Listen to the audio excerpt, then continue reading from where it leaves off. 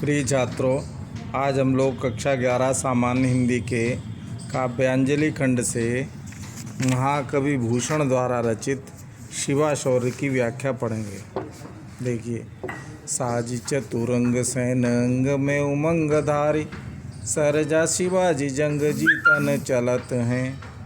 भूषण बनत नाद बियद नगारन के, नदी नद मद गैबरन के रलत हैं। वर्णन उस समय का है कि जिस समय शिवाजी की चतुरंगिणी सेना तैयार होकर के और किसी राजा पर आक्रमण करती थी, युद्ध के लिए चलती थी। यहाँ से हमारा वर्णन प्रारंभ होता है कि साज चतुरंग सैन। चतुरंग माने सेना के उस समय 4 अंग हुआ करते थे, हाथी, घोड़े, रथ और पैदल।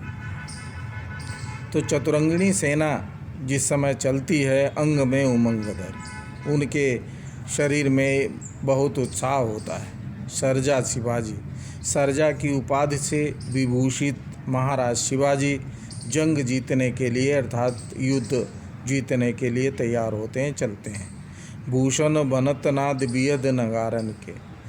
भूषण कह रहे हैं कि उस समय नगाड़ा यानी युद्ध के बाजे, रणभेरी जब बजती थी तो रणभेरी बजने से नाद स्वर, उसका इतना भयंकर स्वर होता था कि उसको सुन कर के सब उत्साहित हो जाते थे, सैनिक उत्साहित हो जाते थे। और नदी नद मद गैबरन के रलत हैं। गैबरन माने हाथी।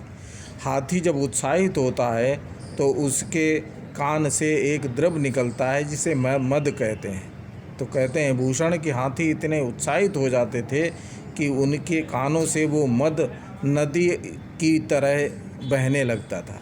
ऐल फैल खैल बैल, खलक में गैल गैल, गजन की ठैल पैल सैल उसलल उलसत हैं। और तारा सुतर निदूरी धारा में लगत जिमी, तारा पर पारा पारा वारियों हलत हैं।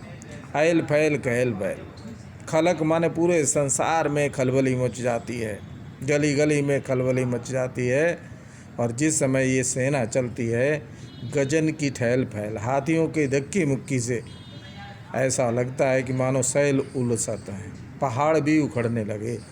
तारा सो तरनी दूर, और ये इतनी विशाल सेना चलने से इतनी धूल उड़ती है आसमान में कि सूर्य ठीक से दिखाई नहीं देता है और एक तारा के समान दिखाई देता है। धारा में लगत जिमी, तो सूरज एक छोटा सा तारा के समान दिखाई देता है। और थारा पर पारा पारा वार यूँ हिलते हैं। और इस सेना के चलने से धरती पर ऐसी हलचल होती है मानो पारा वार माने समुद्र, समुद्र उसी प्रकार हिलता हुआ दिखाई देता है जैसे एक थाली में रखी हुई पारा जो द्रव धातु होती है, वो थाली हिलने पर वो धातु हिलती है, उसी प्रकार समुद्र मानो हिलता हुआ दिखाई देता है।